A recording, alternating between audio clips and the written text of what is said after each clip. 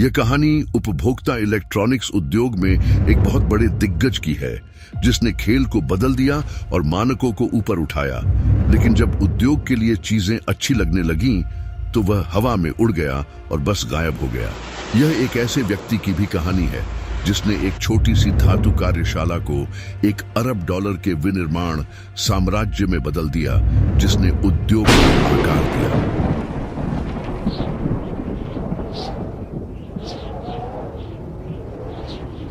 यह सब टोकुजी हायाकावा नामक एक व्यक्ति से शुरू होता है। टोकुजी हायाकावा का जन्म 3 नवंबर 1893 को टोक्यो, जापान में हुआ था। कम उम्र में अनाथ हो जाने के कारण उन्हें बड़े होने में बहुत चुनौतियों का सामना करना पड़ा। हालांकि जीवन में उनकी कठिन शुरुआत ने ही सफल होने के उनके दृढ़ संकल्प को और मजबूत किया। किशोरावस्था में एक धातु कार्यशाला में प्रशिक्षु होने के नाते टोकुजी ने जल्द ही शिल्प कौशल और नवाचार के लिए एक असाधारण कौशल का प्रदर्शन किया। जापान के सबसे प्रभावशाली आविष्कारकों और उद्यमियों में से एक बनने की उनकी यात्रा एक शानदार विचार से शुरू हुई।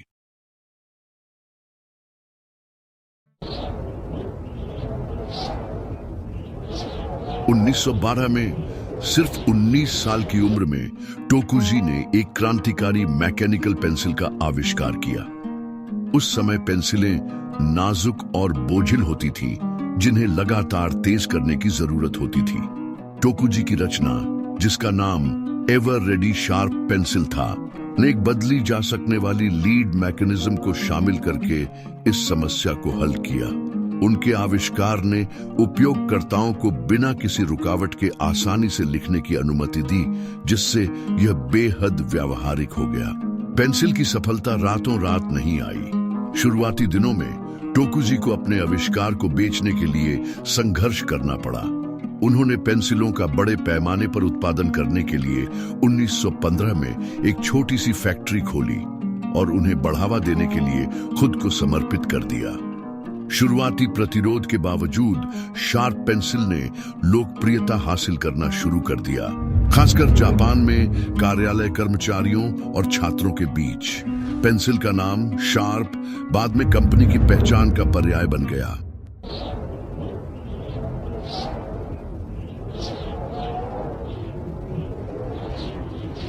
(1923) में जब ग्रेट कांटो भूकंप ने टोक्यो को तबाह कर दिया, तो टोकुजी की फैक्ट्री सहित त्रासदी हुई। कई लोगों ने हार मान ली थी, लेकिन टोकुजी ने इस आपदा को एक नई शुरुआत के अवसर के रूप में देखा। वह ओसाका चले गए, जो अपनी उद्यमशीलता की भावना के लिए जाना जाता है, और अपने व्यवसाय को फिर से खड़ा किया। इस कदम ने उनके करियर में एक नए अध्याय की शुरुआत की।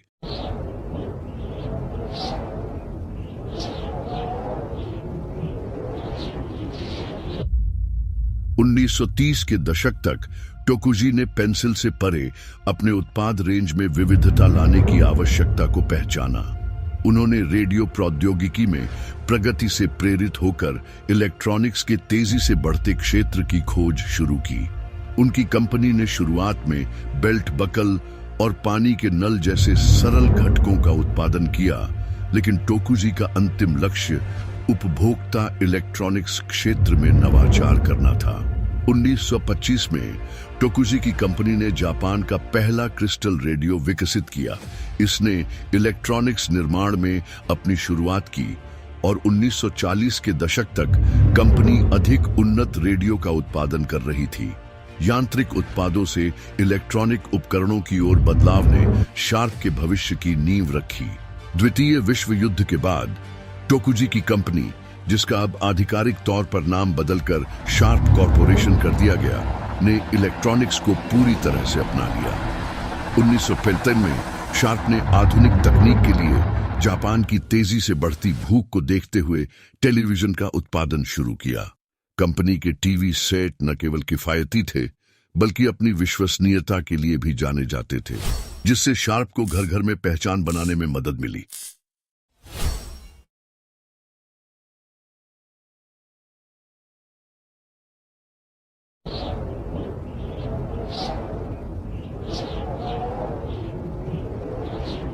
(1960 के दशक में शार्प ने नवाचार पर ध्यान केंद्रित करते हुए वैश्विक बाजार में प्रवेश किया।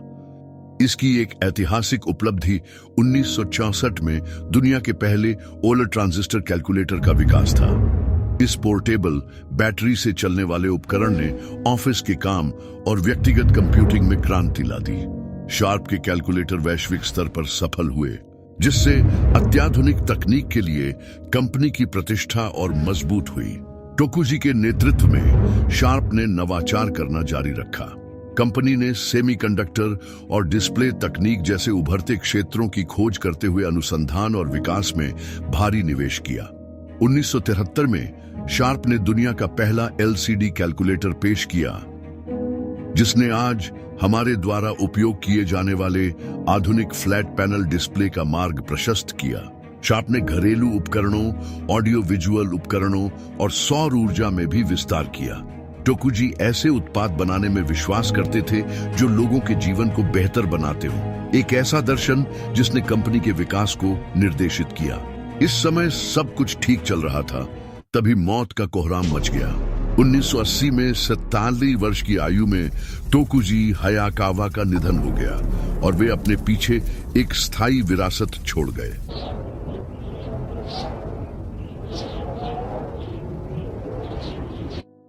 उन्नीस सौ 1980 में टोकुजी हयाकावा की मृत्यु के बाद शार्प कॉरपोरेशन एक पारिवारिक उद्यम से पेशेवर रूप से प्रबंधित वैश्विक कंपनी में परिवर्तित हो गया। इस अवधि में महत्वपूर्ण वृद्धि हुई जो अत्याधुनिक तकनीक में साहसिक निवेशों से प्रेरित थी, लेकिन साथ ही ऐसी चुनौतियां भी थीं जिनके कारण अंततः इसका पतन और पुनर्गठन हुआ।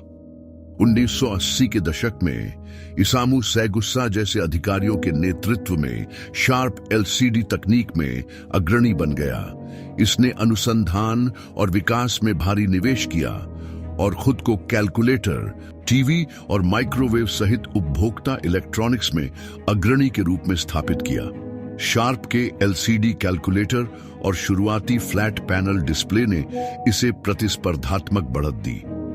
कंपनी ने गेमिंग केंद्रित टीवी और अन्य अभिनव उपकरणों को विकसित करने के लिए निंटेंडो जैसे संगठनों के साथ भी भागीदारी की। 1990 के दशक में क्रांतिकारी पेश करके शार्प ने अपने प्रभुत्व का विस्तार किया। एलसीडी टीवी जैसे उत्पाद जो इसके एक्वोस ब्रांड का पर्याय बन गए।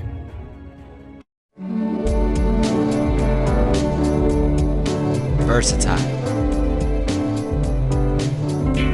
इसने सौर प्रौद्योगिकी में भी कदम रखा, फोटोवोल्टिक कोशिकाओं में अग्रणी बन गया।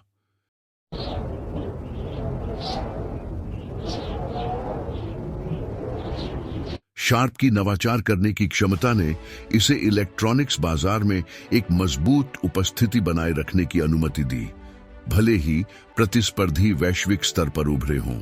2000 के दशक की शुरुआत में एलसीडी प्रौद्योगिकी पर शार्प का ध्यान तेज हो गया, जिसमें कामयामा संयंत्र जैसी अत्याधुनिक फैक्ट्रियों में प्रमुख निवेश किया गया। इन सुविधाओं को उच्च गुणवत्ता वाले एलसीडी पैनल बनाने के लिए डिजाइन किया गया था, जिसने शार्प को टीवी बाजार में एक प्रीमियम ब्रांड के रूप में स्थापित किया। हालांकि सैमसंग और एलजी जैसी दक्षिण कोरियाई कंपनियों और बाद में चीनी निर्माताओं से प्रतिस्पर्धा के कारण एलसीडी बाजार में अधिक आपूर्ति हुई, जिससे शार्प की लाभप्रदता कम हो गई। सोनी और पैनासोनिक जैसे अन्य ब्रांड भी चीनी उत्पादों के इस बाजार आक्रमण से प्रभावित हुए। एलसीडी प्रौद्योगिकी में इसके भारी निवेश के कारण शार्प को वित्तीय तनाव का सामना करना पड़ा, जो पैनल की कीमतों में गिरावट के साथ हुआ।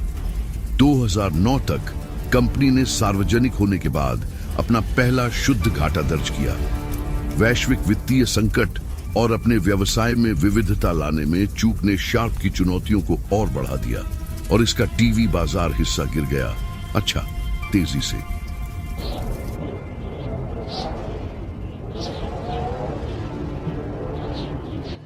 2010 के दशक के मध्य तक शार्प दिवालिया होने की कगार पर था।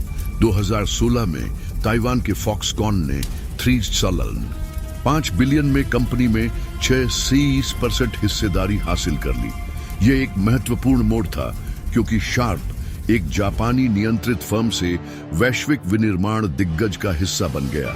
अपने उपभोक्ता इलेक्ट्रॉनिक्स व्यवसाय से बाहर निकलने से पहले शार्प कॉरपोरेशन को महत्वपूर्ण चुनौतियों का सामना करना पड़ा, खासकर इसके टीवी और डिस्प्ले डिवीजनों में। अपने चरम पर शार्प का राजस्व 2008 में $34 5 बिलियन तक पहुंच गया, जो कि मुख्य रूप से एलसीडी तकनीक में इसके निवेश से प्रेरित था। हालांकि दक्षिण कोरिया और चीन की कंपनियों जैसे कि सैमसंग और बीओई टेक्नोलॉजी से तीव्र प्रतिस्पर्धा के कारण शार्प का बाजार हिस्सा और लाभ तेजी से कम हुआ। 2016 में फॉक्सकॉन द्वारा अधिग्रहित किए जाने तक कंपनी वित्तीय घाटे और घटते राजस्व से जूझ रही थी। शार्प ने टीवी डिस्प्ले व्यवसाय से बाहर निकलने का निर्णय 2024 में अंतिम रूप दिया, क्योंकि इसने चल रहे घाटे से उबरने के लिए आर्टिफिशियल इंटेलिजेंस और उन्नत उपभोक्ता इलेक्ट्रॉनिक्स की ओर ध्यान केंद्रित किया। वर्ष 2022 में शार्प ने 2.5 ट्रिलियन येन, लगभग $1700 2 बिलियन की शुद्ध बिक्री की सूचना दी, जिससे वैश्विक इलेक्ट्रॉनिक्स बाजार में इसके पिछले वर्षों की तुलना में कम प्रभुत्व हुआ।